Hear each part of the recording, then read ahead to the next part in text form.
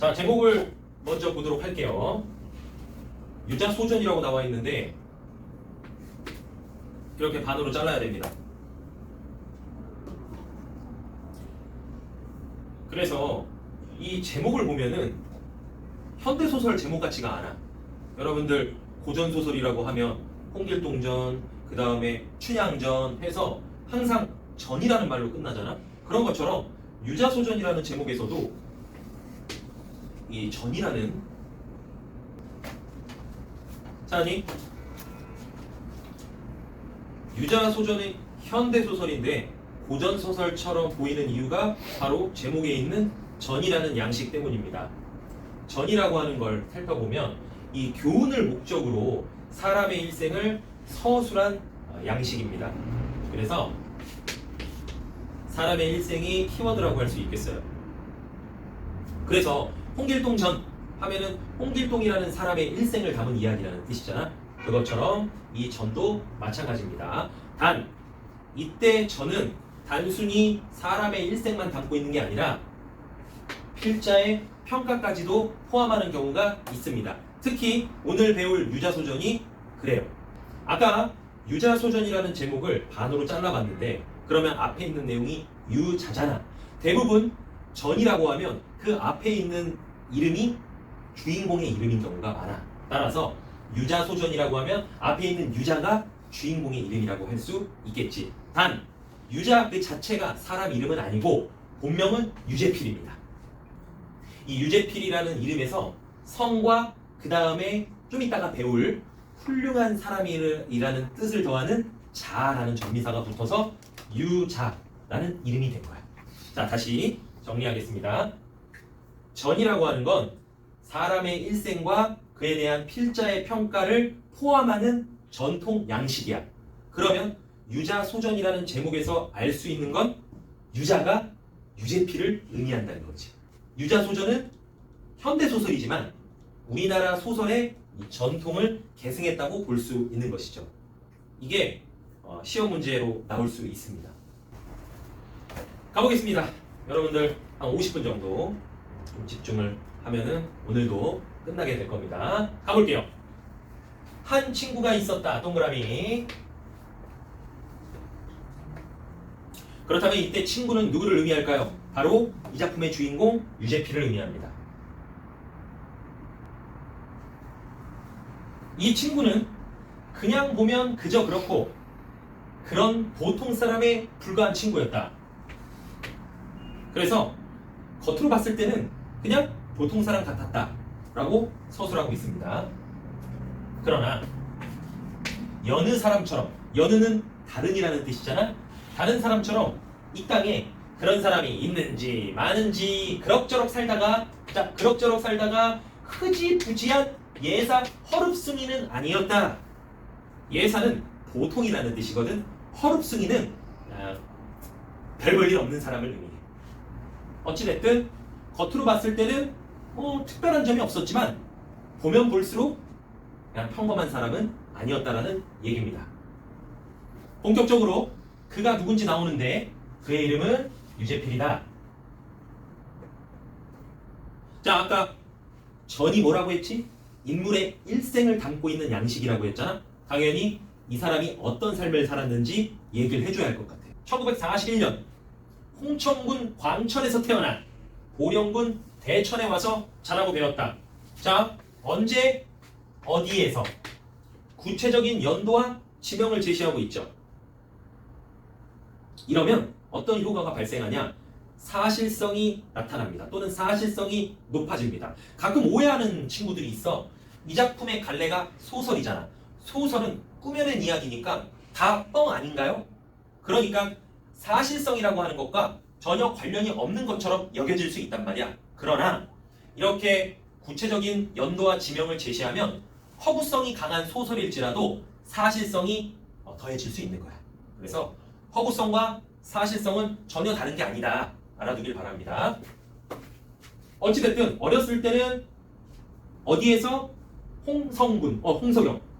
그치? 자, 홍성이랑 보령이 어디냐면 충남입니다. 실제 있는 지명이에요.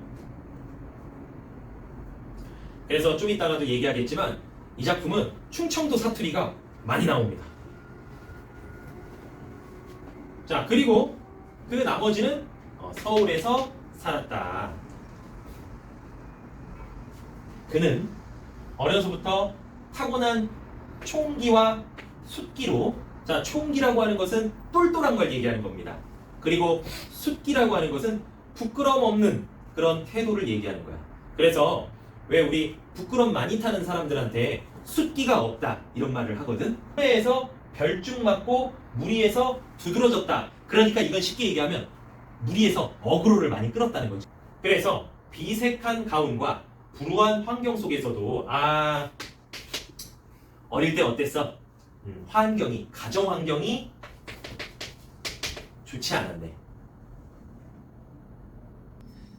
가정 형편이 좋지 않은 상황에서도 일찍 깨닫고 앞서 나아가서 소년 시절부터 성숙했대. 그리고 청년 시절은 잠옷 노련하고 상당히 경험이 많고 그 경험이 많아서 능수능란하고 장년, 나이가 많이 들어서는 노성하였으니 무릇 이것이 그가 보통 사람 가운데서도 항상 깨어있는 삶을 살게 된 바탕이었다. 자, 정리하겠습니다.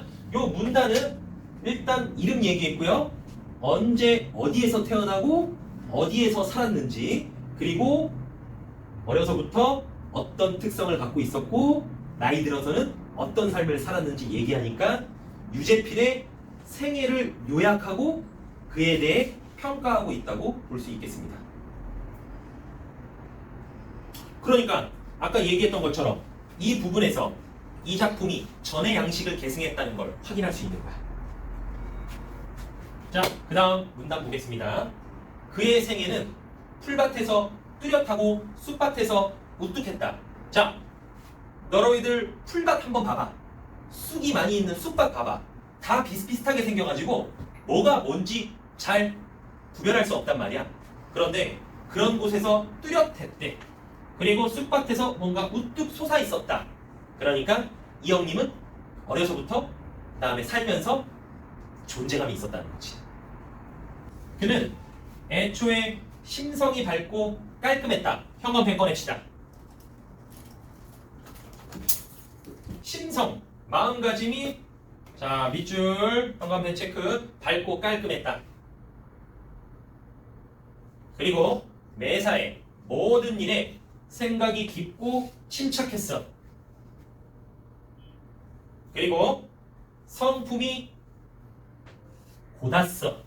그리고 몸소 겪은 것, 경험을 통해 또 배운 거를 통해 스스로 갖추어진, 자, 밑줄 줏대, 그리고 주견 있는 태도를 흐트리지 아니하였다.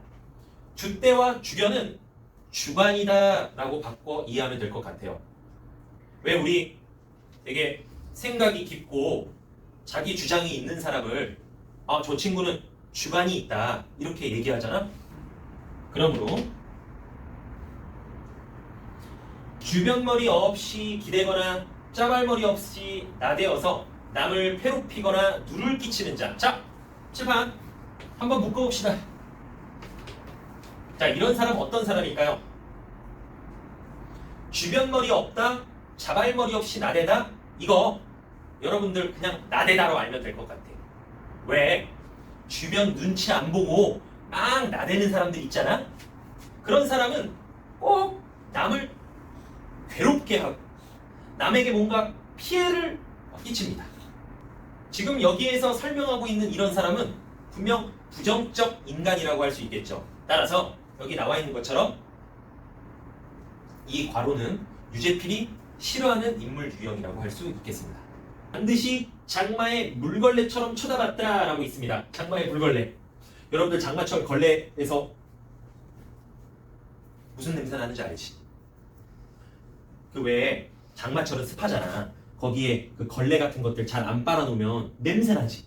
가까이 하고 싶지 않지. 그러니까 이런 사람을 장마철 물걸레 보듯이 했다는 건 가까이 했다는 거야? 가까이 하지 않았다는 거야? 가까이 하지 않았다는 얘기입니다. 두 번째, 다시 괄호, 분수 없이 남을 제끼거나 밟고 일어서서 섣불리 무엇인 척하고 으스대는 자. 그러니까 자기 주제도 모르고 남을 밟고 올라가거나 또는 막 허세 부리는 사람 있지. 마찬가지로 유자가 싫어하는 인물 유형입니다. 삼국지에서 조조 망하기를 기다리는 듯했다 입니다. 삼국지는 중국의 소설인데 거기에 등장하는 인물 중 하나가 바로 조조야. 조조가 어떤 사람이냐면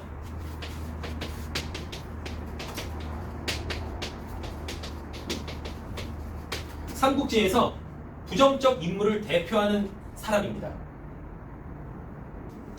소설 또는 뭐 영화, 드라마 같은 거 읽거나 보면 빌런들이 나오잖아. 그 빌런들 보면 어때? 빨리 쟤 죽었으면 좋겠다, 망했으면 좋겠다 이런 생각하는 것처럼 이런 사람을 보면 빨리 조조가 망했으면 좋겠다 하는 것처럼 미워했다는 얘기입니다. 또 모름지기 세상의 일에 알면 아는 대로 힘써 말하고 모르면 모르는 대로 그냥 솔직하게 말하여 마땅한 자리임에도 그러니까 알면 알고 모르면 모른다고 깔끔하게 인정해야 하는 상황인데도 어딘지 떳떳지 못하게 자 묶어볼까요? 어딘지 떳떳지 못하게 주눅부터 들어서 좌우의 눈치에 딱 부러지지 못하게 흑백을 하지 못한다. 자 여기 흑백 한번 볼게요. 흑백을 직역하면 안 됩니다. 흑백을 하지 못한다는 건 옳고 그름을 잘 판단하지 못한다는 의미예요. 여기까지 체크를 해야 되겠지. 자 그러면 유자가 싫어하는 인물 유형 총 몇 개 나왔어 승환아? 총 몇 개 나왔어? 3개 나왔지. 그러면 마치 말만한 딸을 서울 가게 하는데 힘입어 그날로 이자돈을 내놓는 매몰스러운 구두쇠를 보듯이 자 요거는 설명을 좀 들어야 할 것 같아. 여기부터 매몰스러운 구두쇠까지 구두쇠 보듯이 했대. 일단 구두쇠의 뜻이 뭐니? 되게 이 동전 하나 아끼는 사람을 구두쇠라고 얘기하잖아. 근데 그냥 구두쇠라고 하면 될 걸 앞에 장황하게 설명을 해놨습니다. 그러니까 말만한 딸을 서울 가게 한다라고 하는 건 다 큰 딸을 시집 보내다라는 뜻입니다. 옛날만 하더라도 딸을 시집 보내잖아? 그러면 그 남자 쪽에서 돈을 받았어. 꼭 이거를 뭐 딸을 팔았다 라기보다는 이렇게 돈이 오간단 말이야. 딸을 보내주셔서 감사합니다 라는 그런 감사의 의미로 지참금이라든가 이런 돈을 보내는 경우가 있거든. 근데 어찌됐든지 간에 그 돈은 딸을 시집 보내고 나서 받은 돈이니까 되게 소중한 돈이잖아.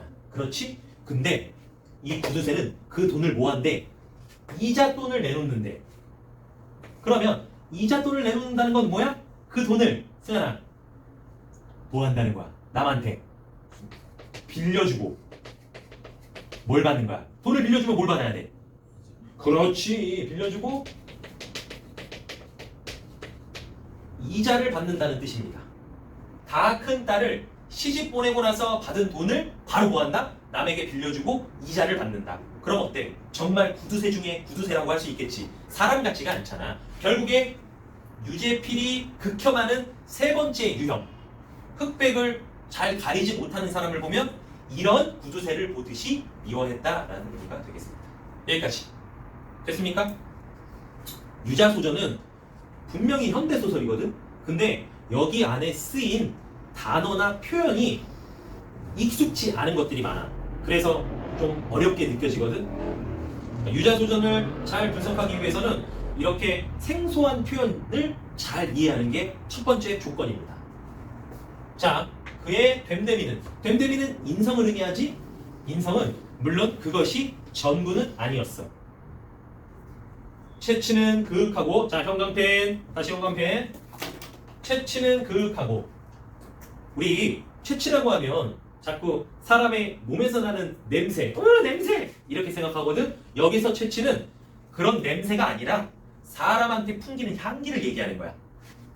왜 우리 되게 훌륭한 사람들 보면 그분은 참 냄새가 좋아 향기가 좋아 이런 표현하는 것처럼 유재필의 인간 냄새는 그윽했고 두 번째 형광펜 체온은 따뜻했고 체온이 따뜻하다는 건 마음이 따뜻했다는 의미지. 그리고 체질이 묵중했다. 묵중했다라고 하는 것은 어때? 진중했다라는 뜻입니다.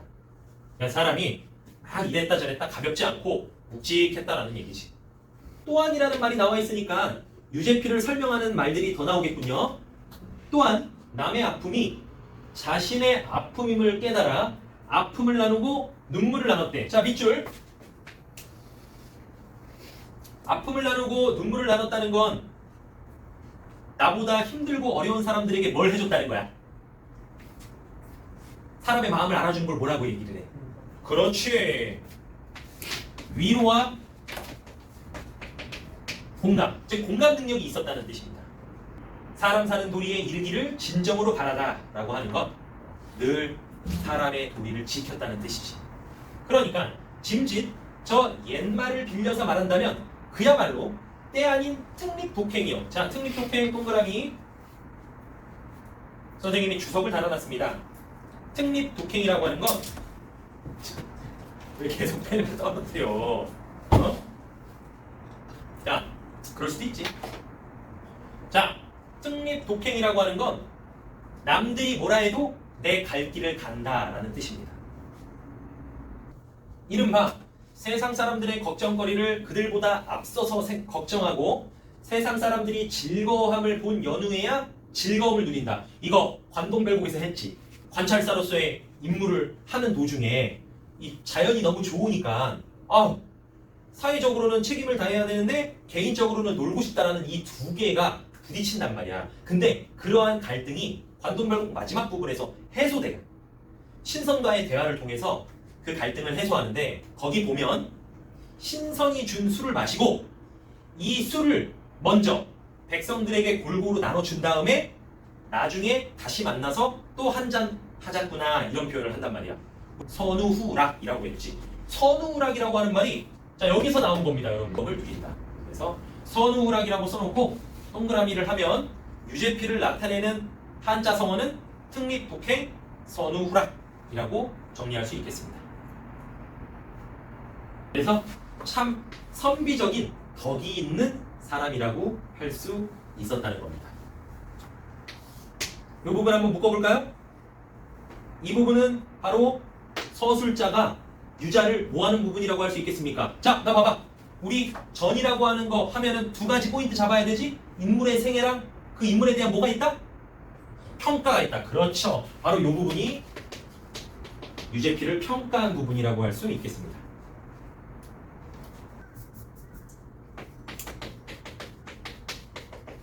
이가인가? 여러분들이 이 이가가 성을 얘기하는 겁니다. 송환이는 송가지, 송가.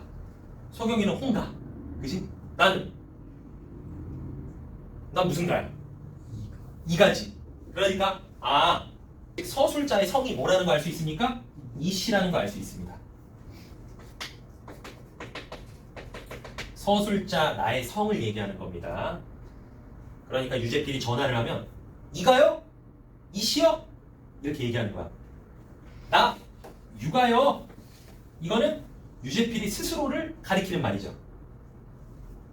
그 다음에 뭐 좀 사투리가 나타난다고 볼 수가 있는 부분이에요.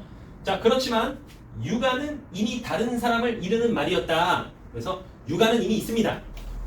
유제필을 뭐라고 부르기로 했다는 겁니까? 자, 동그라미 별표 유자라고 부르기로 했다는 거야. 아까 제목 얘기할 때 왜 유제필을 유자라고 하는가 하는 것에 대한 답이 나와 있는 부분입니다. 자, 유는 유제필의 성을 얘기하는 거지. 그리고 뒤에 자자가 붙었는데 이 자가 높임을 받는 사람 또는 존경받을 만한 사람임을 나타내는 전미사라고 할 수 있겠습니다. 그래서 왜 우리 자자로 끝나는 사람 유명한 사람 누구 있지? 서경아, 관동별곡에서 나왔던 사람 누구 있냐? 왜? 비로봉 앞두고 비로봉 못 올라가겠다라고 하는 부분에서 누구 떠올리잖아. 그렇지, 공자. 여러분들 공자님 본명이 공자가 아니야. 공구야. 근데 워낙 그분이 유학에서 큰 성취를 이뤘기 때문에 그를 높여 부르기 위해서 공자라고 하는 거잖아. 그런 것처럼 유제필도 훌륭한 사람이었기 때문에 유자라고 부르기로 했다라는 겁니다. 지금까지 뭐 얘기했느냐? 자, 머릿속으로 첫 번째 유자소전이라는 제목에서 알 수 있는 정보들. 첫 번째, 유자는 뭐다? 유제피를 높여 부르는 말이다. 소전의 전은 인물의 생애와 평가를 나타내는 전통적 양식인 전을 계승한 것이다. 이렇게 잡아두고 본문으로 와서는 유제필에 대해서 설명하고 있는 게 대부분이었지. 유제필이 어떤 삶을 살았고 어떤 성격을 지녔고 그래서 나는 유제필을 어떻게 평가한다? 특립독해 선우울하게 태도를 가진 사람이다 라고 높게 평가한다는 겁니다. 여기까지 됐습니까? 유자는 특유의 부침성과 눈썰미로 학교의 명물로 이름을 날려 학교에부터 어려서부터 유명했나봐. 중학교 졸업 후 선거운동원과 국회의원 비사관을 지내다가 군에 입대하게 되는데 요거는 여러분들 중요한 부분 줄거리라서 크게 중요하지 않습니다. 이병 열차 안에서 당 사주책을 읽게 되거든요. 이 당 사주책이 뭐냐 하면은 일종의 점을 보는 책이야. 점 알지? 승환이 본 적 있니? 없어? 아 왜? 오늘의 운세 같은 거 본 적 있잖아. 아 이거 나와 있어. 여기 나와 있어. 취직 시험에 응시하고 합격을 기대해 볼 수. 야 오늘 윤겸이 운이 좋네. 윤겸이의 총평이 뭐냐면 생각대로 되는 데. 승환이 7월 14일. 7월 14일. 오 14일. 깜짝 놀랄 소식이 기다리고 있습니다. 기분 좋은 소식이 나의 아침을 상쾌하게 깨웁니다. 깨웠어? 윗셈에 와야 되는 게 좋은 소식이 아니었다는 뜻이야 그러면? 오늘 하루는 누구보다 기분 좋게 보낼 수 있대. 애정. 만남의 기회가 없는 것은 아니나 지나친 기대를 하지 말래. 그래서 원래 코에 걸면 코걸이, 귀에 걸면 귀걸이야. 해석하기 나름이야. 야 얘들아, 자 힘내자. 야 아니지 이거 이 얘기. 당 사주책이 방금 내가 얘기한 것처럼 뭐 여러분들 오늘의 운세라든가 또는 여러분들 뭐 띠 있지 뭐 쥐띠와 관련된 거라든지 그러니까 결국 당 사주책은 우리 인간의 운명을 담고 있는 책이거든. 그러니까 유제필이 이제 그 부대로 가는 열차에서 이렇게 있는데 옆 사람이 이제 자리를 떠나면서 책을 하나 두고 가. 그래서 유제필이 좀 이따 나오지만 책 읽는 거 되게 좋아하거든. 그래서 이제 할 게 없으니까 뭐 할 거 없나 했는데 옆자리에 보니까 책이 하나 떨어져 있는 거야. 그래서 그 책을 딱 보니까 요거야. 사주책. 그래서 유제필이 그 자리에서 그 당 사주책을 몇 번을 읽어버려.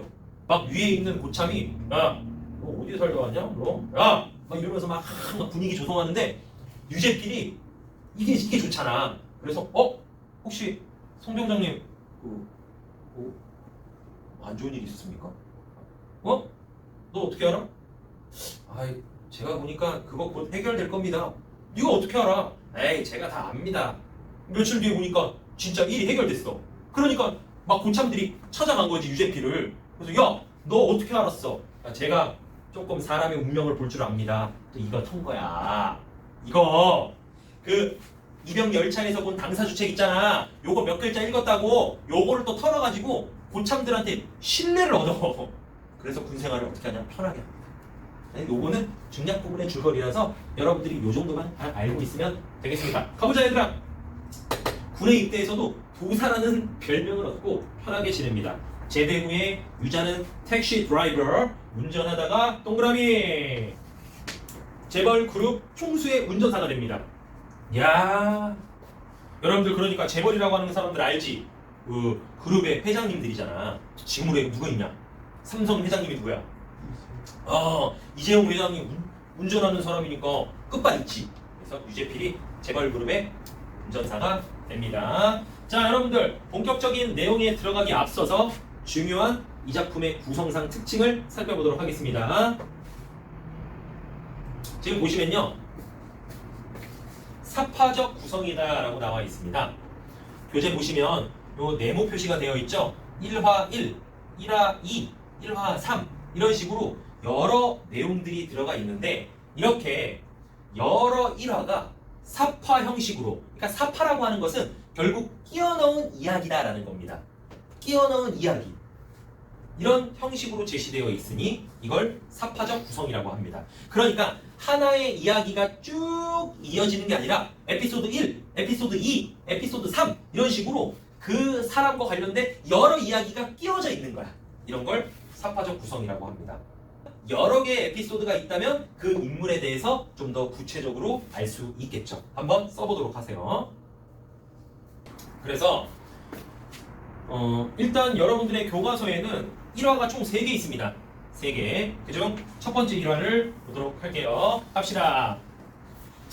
1970년 내가 지금 세종문화회관 자리에 있는 예총회관의 문인협회 사무실에서 기관지를 편집하고 있을 어른이었다. 아이고. 여러분들, 자 1화 1번은 1970년을 배경으로 하고 있습니다. 실제 있는 공간입니다. 여러분들 광화문 있죠? 광화문 가면 이순신 장군 동상 있고 그 다음에 세종대왕 동상 있잖아. 세종대왕 동상 왼쪽, 그러니까 세종대왕 입장에서는 오른쪽에 세종문화회관이라고 있거든. 그렇게만 알고 있어. 자, 1970년 이곳에서 일을 하고 있을 때였다라는 거야. 여기 보면 어른이었다라고 나와 있는데 이때 어른은 그쯤이었다, 그때였다라는 뜻입니다. 어느 날 난데없이 유자가 불쑥 찾아왔습니다. 10년도 넘어된 해우였다.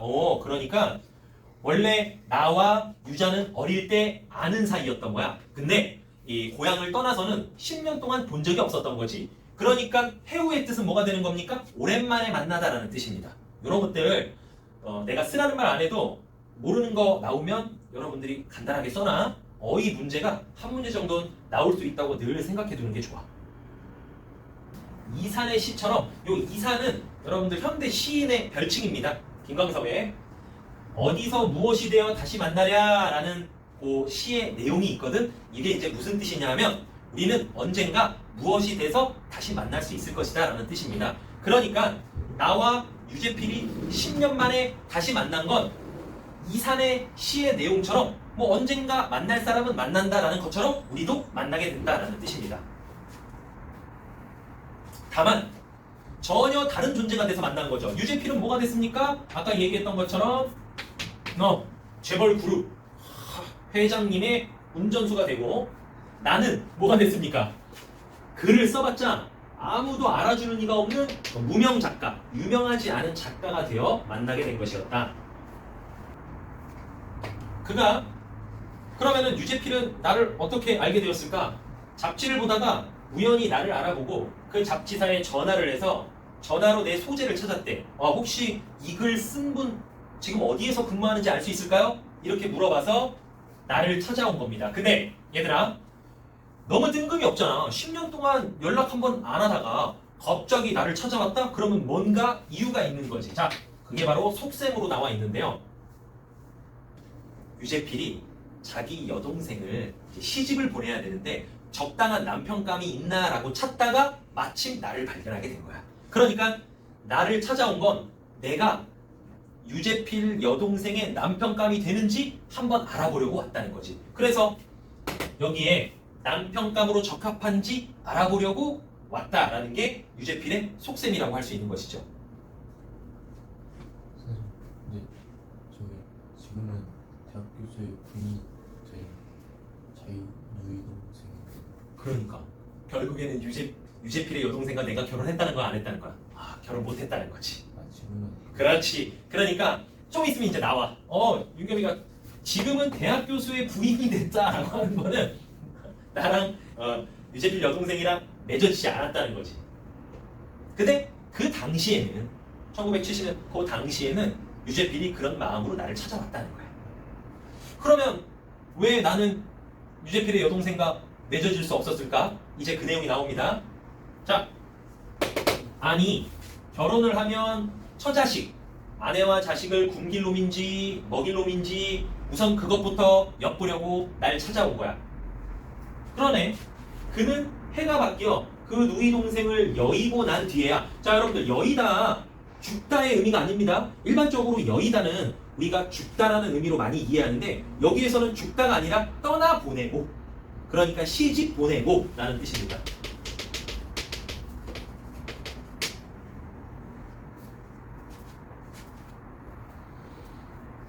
그러니까 알아보려고 왔다가 그 당시에는 나한테 말을 안 하고 나 사실 내 여동생이 곧 결혼하려고 하는데 네가 남편감이 되는지 알아보려고 왔어. 이렇게 얘기 그 당시엔 안 하고 그 다음에 누이 동생이 딴 데로 시집을 간 다음에 나한테 그제서야 얘기했다는 거야.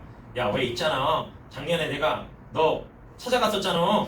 왜? 그때 사실 내 여동생 남편감이 되는지 보려고 간 거예요. 이렇게 이제 얘기했다는 거지. 그러면 유재필은 대체 나를 왜 퇴짜 놨을까요? 봐. 그는 처음 만났던 날 저녁에 내가 말술을 마시고 다시 내 주량이 엄청난 걸 보고 야, 얘는 안 되겠다. 완전 이거 완전 말술이구나. 이거 주정뱅이구나. 해서 취소했다라는 겁니다.